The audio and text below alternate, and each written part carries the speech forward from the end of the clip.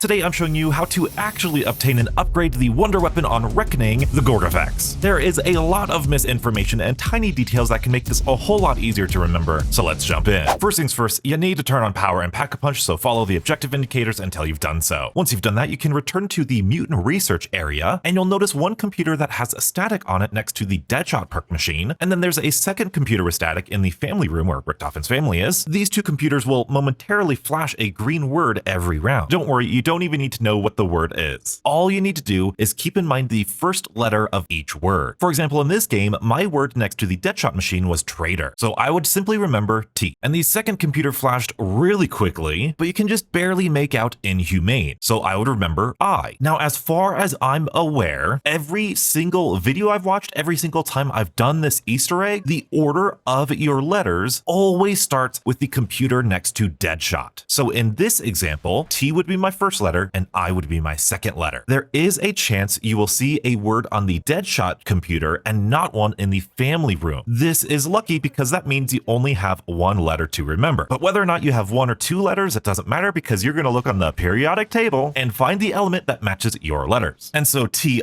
for me, as you can see, is titanium. And so I'm going to look in the top left corner of that element, and that number is going to be the atomic number. That's the number we need to remember. And in this case, for titanium, that's 22. You can get all sorts of different elements, all sorts of different numbers, but this is really easy. Take your number and go up to the 3-digit code pad on the door, and you're going to put in your number, and you're simply going to put in your number with zeros in front of it if you need to. So if you got like a hydrogen and your number was 1, you would do 001. But for us in this case with titanium and being 22, I put in 022. Super easy. Once inside of this room, you can go up to this containment chamber, which has the spore in it. Getting kills in this room will cause zombies to mutate into vermin. At least it has a higher chance to. We need to kill a total of 3 vermin and 3 zombies into this containment chamber. So of course, get a vermin as close as you can to the containment chamber and kill it, and you can see it being sucked up. But we actually have to wait for this animation to finish, and this animation finishes with a very subtle sound cue and a very subtle visual cue.